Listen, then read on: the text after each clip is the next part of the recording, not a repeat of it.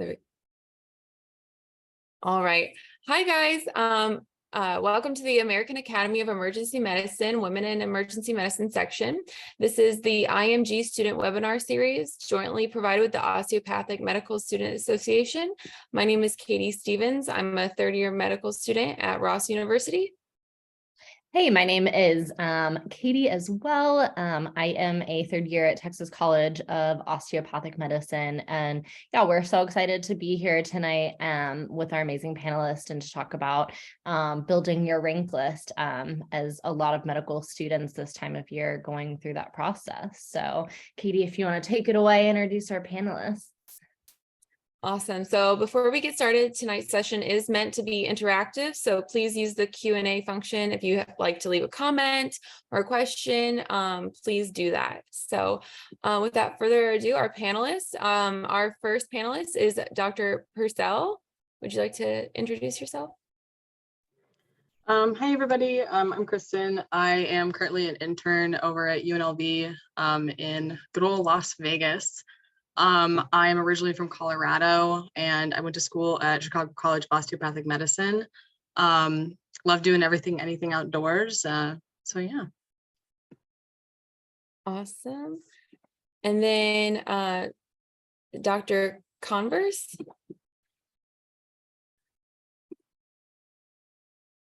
I don't think Carol could make it. So if you want to move to the next one. Okay. Dr. Hahn. Hi, I'm Janet. I am an intern at Jefferson Northeast up in Philadelphia. I am originally from Dallas, Texas, but I went to school in Joplin, Missouri at KCU. And I have a lot of hobbies, but these days whenever I have free time, I'm like mainly just catching up on chores and sleeping. But yeah. Awesome. And Dr. Bloy? Hey everyone, I'm Andrew. I am an intern at Met Harlem, which is a 3-year EM program here in New York, New York. Originally, I'm from the great state of New Jersey. I went to med school at SGU, did my rotations in New York and New Jersey, and I like to do anything that gets the adrenaline pumping, usually riding motorcycles, but not so many chances for that during the intern year, unfortunately. Awesome. All right. So we're here to talk about making our rank list. So the floor is yours, guys. If you'd like to ask any questions, or panelists, if you'd like to provide any advice.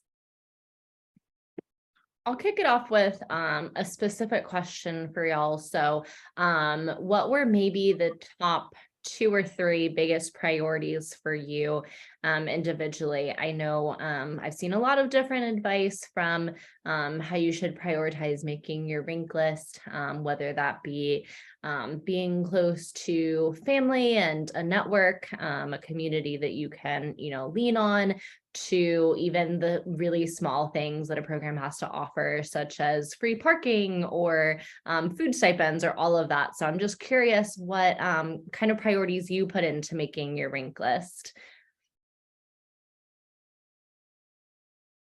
I can kind of go first, and just like heads up, I'm at work right now, so people intermittently like barge in, just sorry. So when I was making my rank list, I definitely location was most important for me and my partner. So originally being from Colorado, we kind of wanted to end up in more of like the Western region. So that obviously, if you look at a lot of applicants and their surveys, location is usually the #1 most important thing. After that, I was really interested in working at a county program. I rotated through a couple of different things. Like I did county, I did university, and I did community rotations. I really just enjoyed the vibe of county programs, the different sorts of opportunities they offered, the patient populations, and so for me, that was another thing to consider. And then, really it's just the vibe. Like if you're talking to somebody during their interviews and they seem just like dead to the world, or like the program director just isn't really taking the time to get to know you as a person, that's not really the community that I wanted to personally be around. Everybody has, and I think like one of the most important things is like coming up with your individual list. Your friends will have their list, your parents will have their list, everybody else will have their own list, but you have to kind of prioritize your priorities and just remember to keep true to yourself and what you want. Yeah, so a lot of my things are very similar to Kristen. Hello, Kristen, by the way. So I think for me, location was definitely a big one. My husband lives in DC and I like went to school in Missouri. So moving to the Northeast was a really big priority for me. And so that was really honestly like the top thing that I looked at. ACGME has like specific requirements for a program to be accredited and officially like an official residency program. And so I knew going in that if a program was, that most all programs would be able to provide me with the same amount of education by the end of my time. So I wasn't super worried about like number of procedures or, things like that necessarily. Um, I really valued the vibe as well. I auditioned at the program that I was at, and I really enjoyed working on shift. I liked how they treated students. I liked how the residents interacted with each other, how the residents interacted with attendings and with people off service. And that was another thing that I felt really big about, especially because these are the people you're going to be spending so much of your time with. I thought if I don't like these people, like that's just going to be a huge red flag. And then I guess like another thing that I really looked at was yeah, like little wellness things. I think my program offers free parking, free food. And another big thing that we offer is every EM block, you're allowed to request 4 of your off days, like at your request. And you can take them all together. And so me doing long distance, I'm able to take 4 days in a row and come here and spend all that time every other month, which is when I'm back on EM, at least for intern year. And that's not something that a lot of programs do. And so to have that flexibility and to have that stuff was a big priority for me. And so that was really influential in me creating my match list. Yeah, for me, location wasn't as big a factor as I didn't have a family to move anywhere. My people are all kind of scattered to the wind. So really the biggest priority for me was the kind of training I was going to get and the kind of people I was going to be working with. So I wanted a place where I was going to get like good diversity of experiences, varied patient population, and I was going to get all my procedures and everything like that. But then beyond that, I think the real thing, because you're going to get your procedures, you're going to get good training no matter where you go. Otherwise, it wouldn't be an accredited EM program. So for me, the real thing that helped me like sort through my match list was the vibe I got from going to the socials, the vibe I got when I was in the interview, how the residents interacted with each other. And that was really the thing that helped me separate the programs down my list.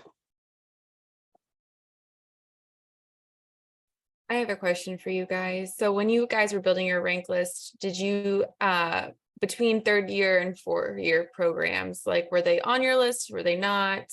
Why or why not? I'm at a 4-year program. I came in refusing to do 4-year programs because I don't know, I just didn't think that I could handle being a resident for 4 years. But I did end up applying to a few, and obviously this program stood out.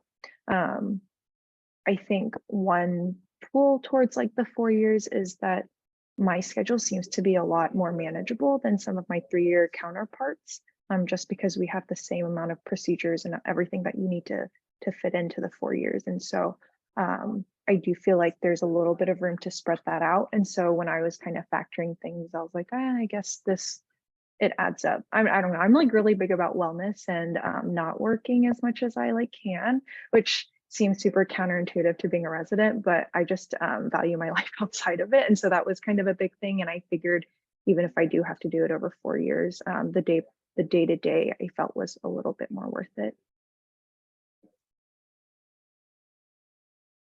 Yeah, and as someone at a 3-year program, I think that rings true. There's definitely more of a time crunch with the 3-year program. You get less time to do electives. You might end up working more shifts per block than you otherwise would at a 4-year program. Like realistically, EM's residency should be like 3.5 years, in my opinion. Like it's kind of too much to fit into 3 years. 4 years, you're going to get great training. You're going to have like, a nice relaxed schedule to get everything done.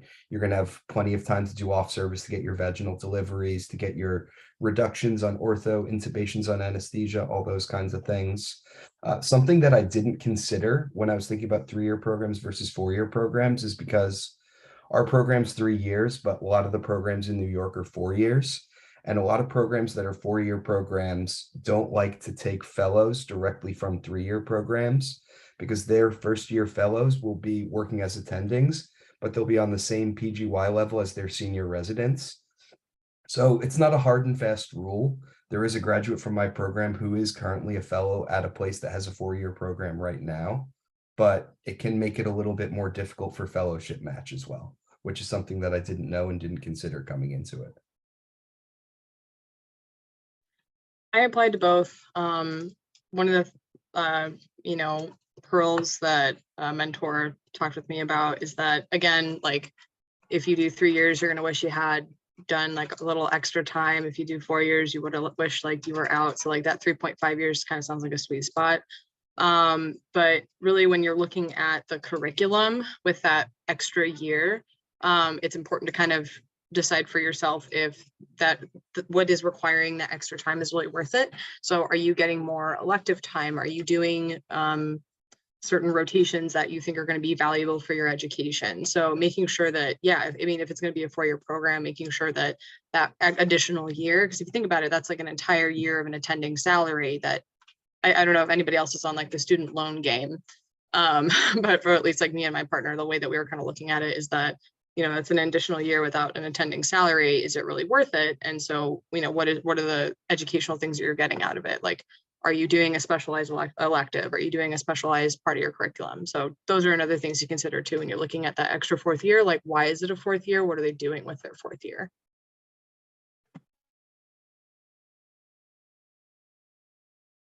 Yeah, I have a question for you guys. Thank you also for those answers. So you decided your number one program and you're like, I want to let them know. What was your approach to letters of intent? Did you guys do them? Did you not? I'm just curious as to what you guys did.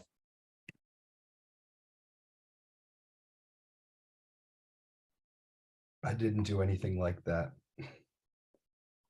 And it worked out okay for me, but it's definitely a beneficial thing. I think it can't hurt.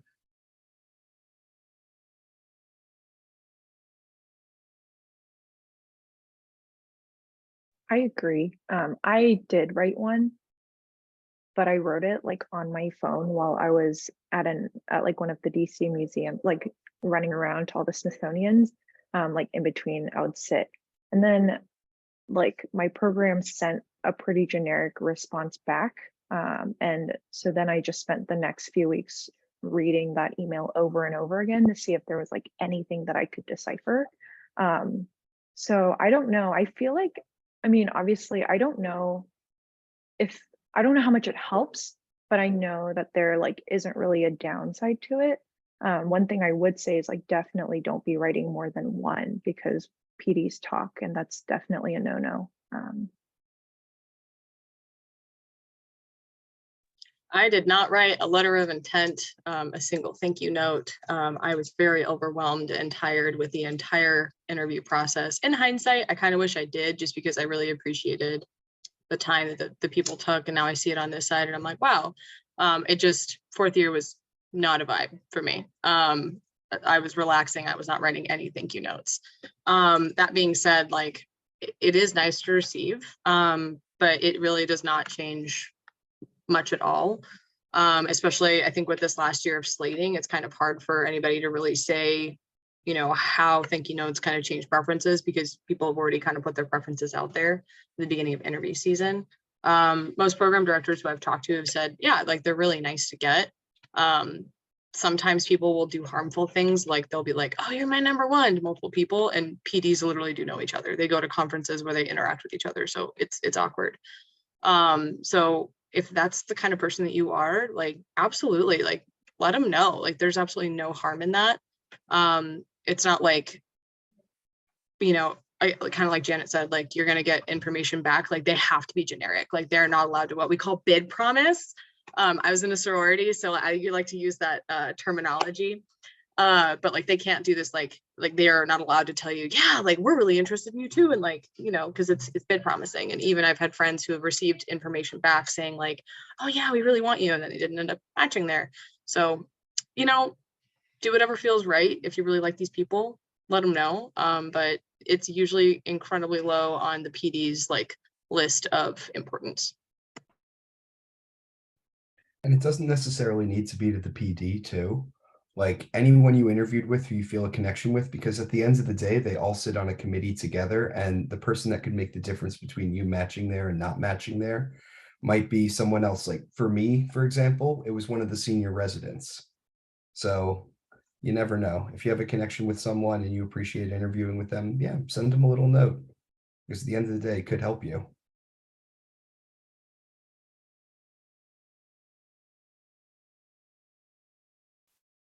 Those are all really good points. I did receive a question, and this was on my list as well to ask.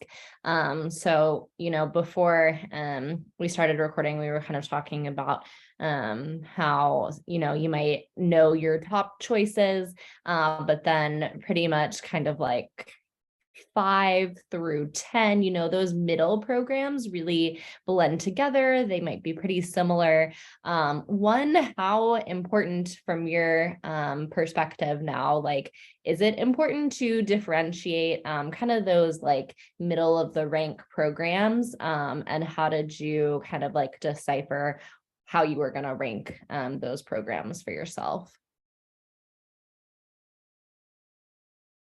So I tried to make an Excel spreadsheet and a point system that people talk about. But I got like one program in and I forgot how many points I was supposed to give for everything and it didn't work.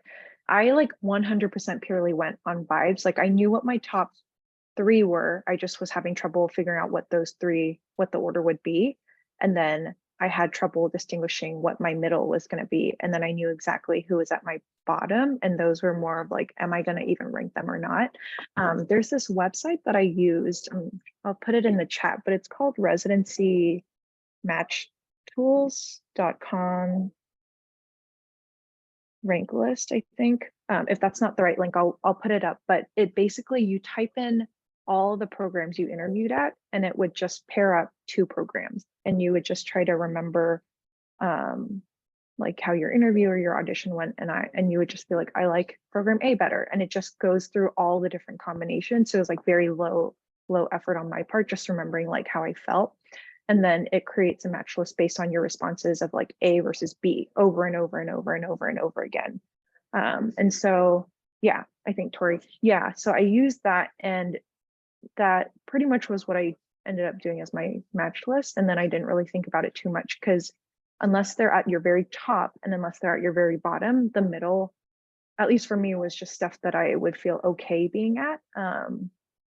And there were just like, if there were little things that would elevate them, I would do it. But yeah, I don't know.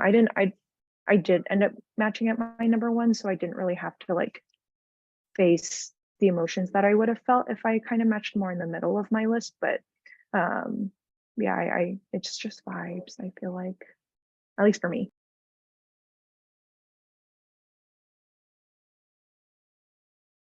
I kept a running rank list, which where we are at this point in time is not the most helpful advice. But definitely like just taking that sort of like thought process of like, would I be more excited to match at this place than this place? And then looking at those itty bitty details that they have. So like free parking, free food. If like you felt pretty neutral about the place, but like one of them had like, for instance, like a 401k, whereas like the other one doesn't provide that.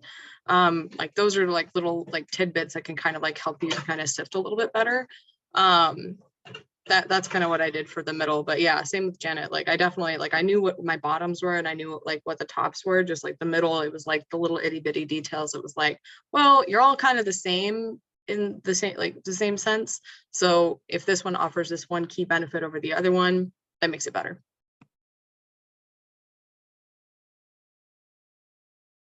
Yeah, same thing. Like when I was sifting through programs in the middle of my list, I would just put them side by side with like whatever notes I had written about them during the interview and the social and everything. And I would just go with my gut feeling. Like at the end of the day, for a lot of them, it's just a coin flip. But, hopefully it doesn't come down to that.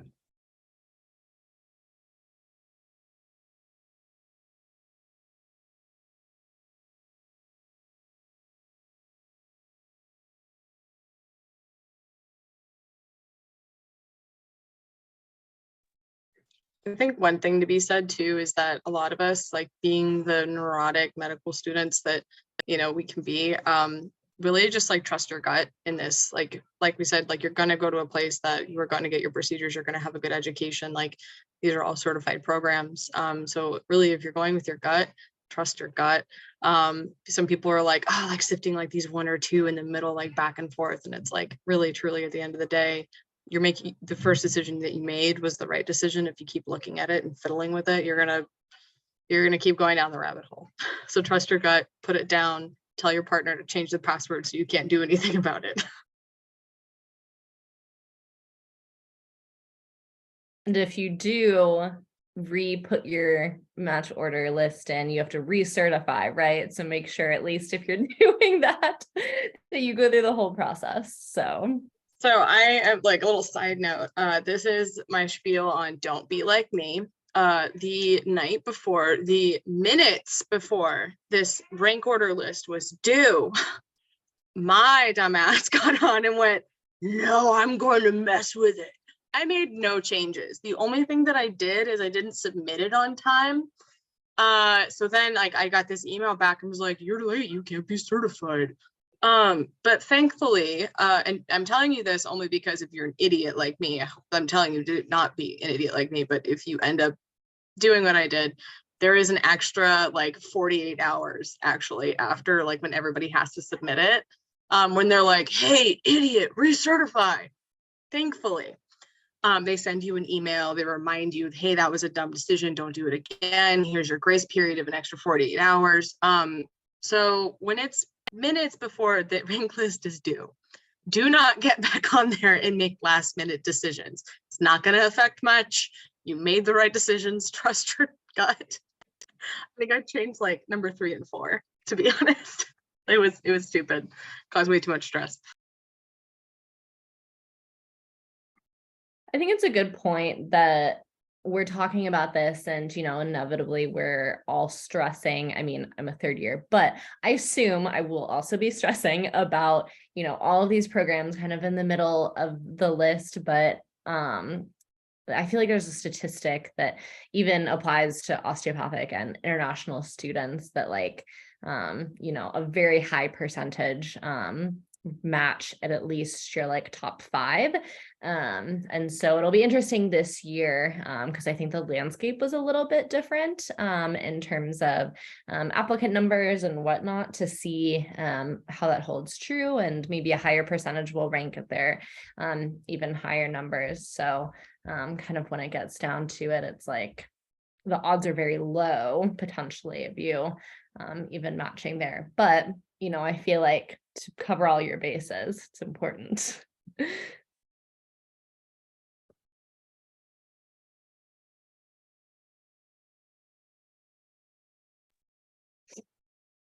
Go ahead if someone has a question. I'm sorry. I was just gonna ask, what was on your list of a definitely will not do? Like, did you guys have anything that was like, oh, I don't like that at all? And what were those? Some of the programs, I noticed they had PA or NP emergency medicine fellowships. This is something I did not want at my training area at all, partly because of the places that I had rotated at where some of these fellowships were at. Now, this is not speaking true to every single place that has these, but at least at the places that I rotated that had this, they were taking intubations, they were taking procedures from the residents. It was very, not the vibe I wanted. I didn't want to have to fight with other, people in the emergency department for those kinds of procedures. So that was a big red flag for me. If I honestly didn't even rank places that had that.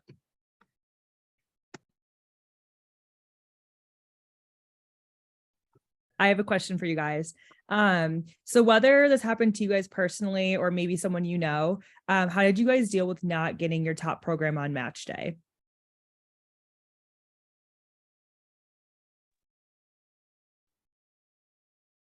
Ultimately, I went to my number 2 choice, and I'm very happy with my number 2 choice. Quite frankly, I didn't think I was going to end up here or had much of a chance here, being an IMG student with very average scores. But it worked out because ultimately you're going to go to a place where you're going to make lifelong friendships with people. You're going to get phenomenal training either way. So ultimately, you just need to put it into perspective and realize, that wasn't meant to be. And realize that you're going into the situation, you have to go into it with a positive attitude and everything. And for all you know, you could have been miserable at your top choice. So you just have to kind of put it into perspective and, dance with who you came to the dance with, so to speak.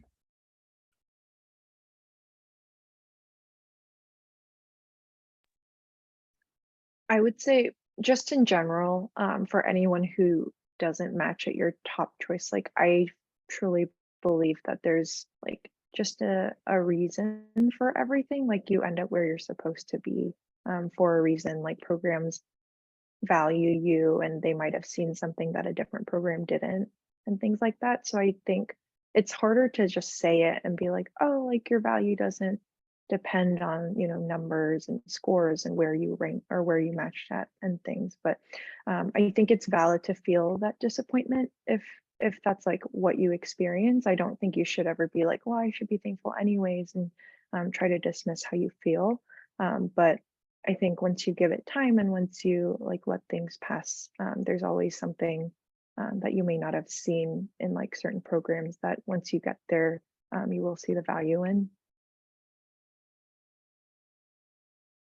The grass is definitely greener where you water it.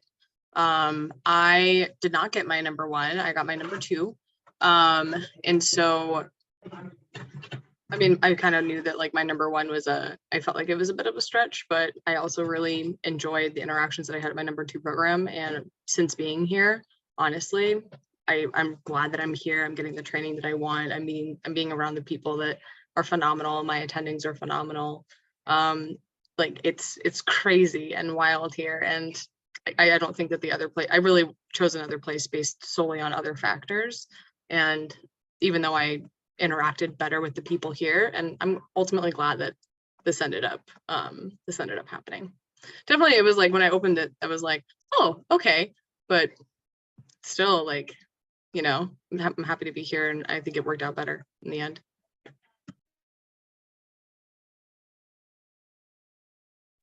So I we have agree, guys. Thank you.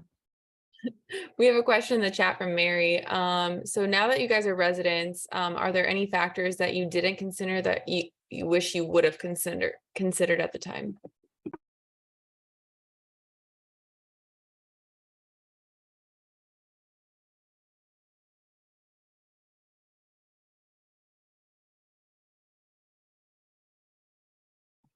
So for me, I didn't realize how important that my program is a union program. So we're part of a CIRSIEU. So we're part of a residents union, and in a place with a high cost of living, in a place with like, various different issues affecting the healthcare system here. It's just great to have people that are actually out there who are full-time advocating for your needs to hospital administration to make sure that you are included in like healthcare workers bonuses. Like, so for example, New York State was paying out healthcare workers bonuses, but resident physicians weren't being included in that. And our union was able to go out, advocate for us, and secure the healthcare workers bonus for all the residents, which is nice because otherwise you would be fighting and you would be doing that on your own time. And that's not always really a feasible thing during residency. So definitely didn't really consider how important being part of a union program would help.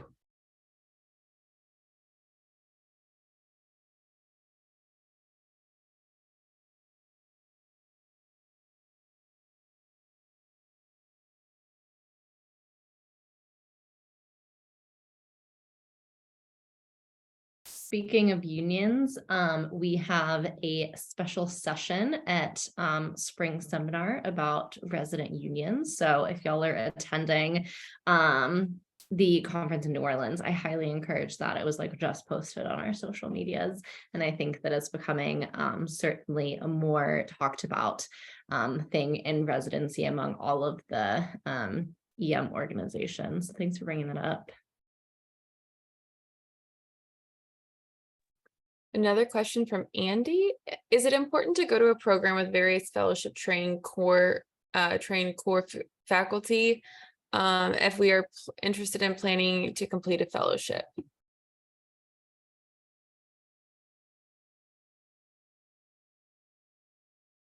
I think this kind of depends on the kind of fellowship that you're looking at.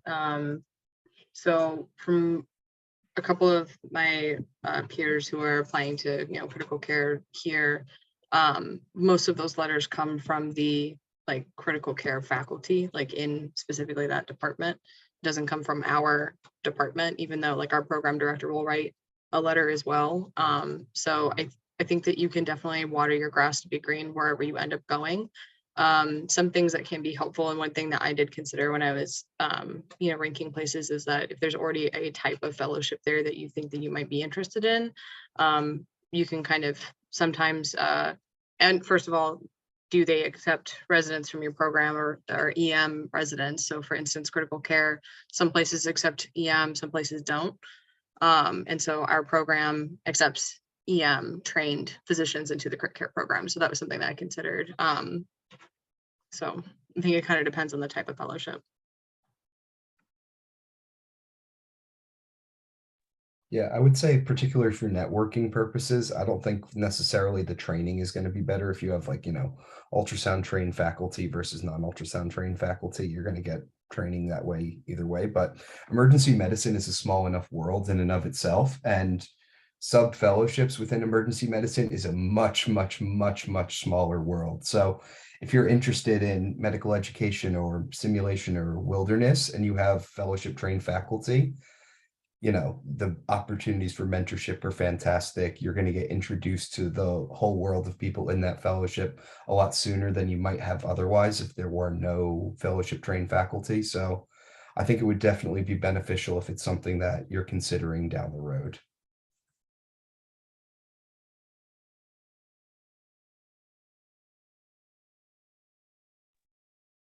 I have a question for you guys. So, we take all your advice now, we make the match list, the rank list, sorry, and, we certify it.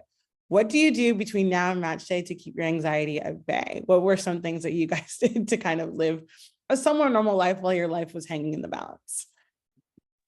Work out, go do the things that you've not been doing over the last like 4 years, travel, hang out with friends and family, like play video games, hours and hours of video games, like chill.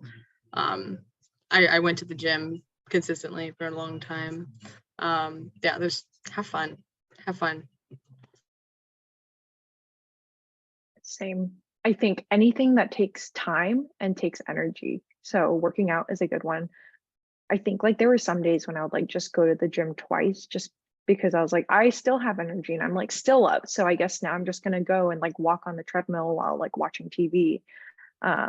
We like traveled. My friends had like their bachelorette parties, so we did a lot of that. And just like revisited everything because that time you're just so hyped up. But I highly recommend working out. Like even if you like, this is the time to like get fit so that when you have to do CPR, like once you start intern year, like you're ready for it. You don't want to look like you have to be the next one coded. I really wish I used the time to get in shape. That would have been the right thing to do. Now just do the things you enjoy. Spend times with your family, spend time with your friends. Really take this time for yourself because your free time is going to drop off just a little bit.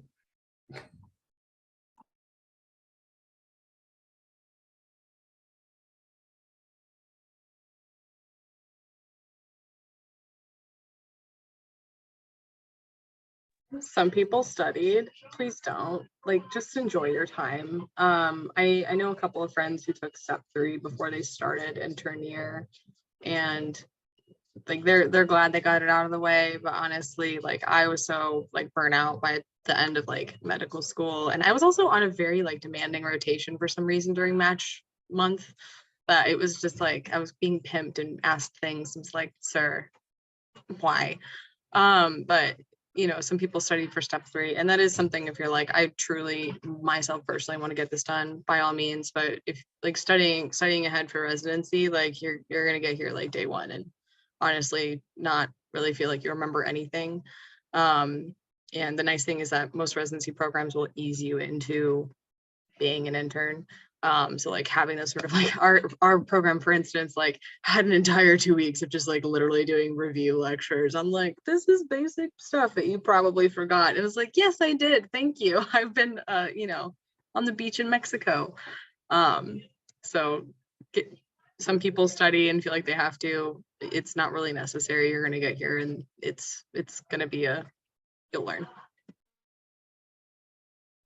Also, would say if you are, sorry, I was just going to say, if you're planning on taking step 3, if your program compensates, they're not allowed to compensate for anything beyond, like everything starts on July 1st.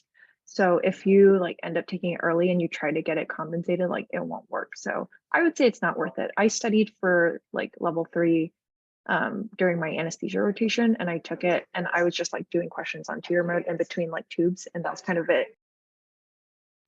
Sorry, my husband like is hanging out with his friends. If you hear something in the background, he's just yelling about like sports or something.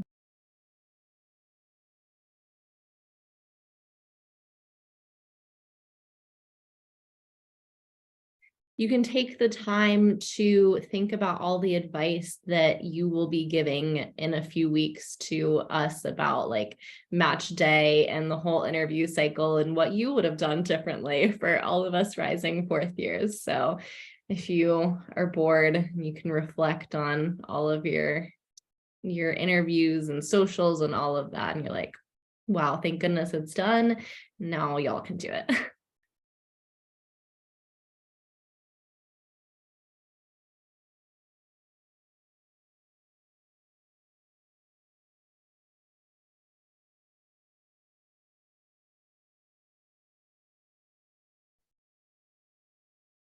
What other questions do y'all have?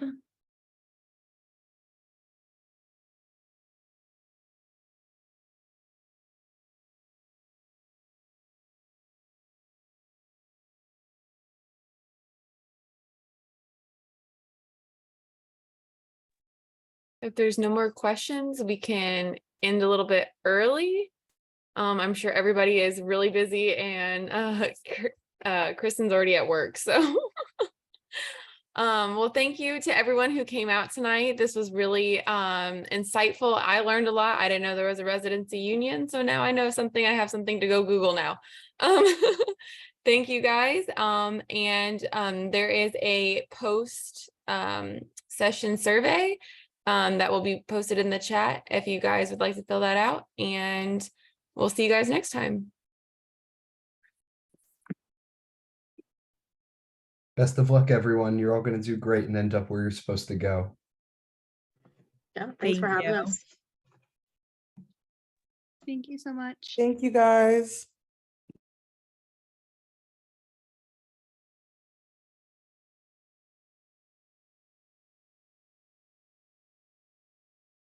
Okay, you need to stop recording. Yeah, you're recording.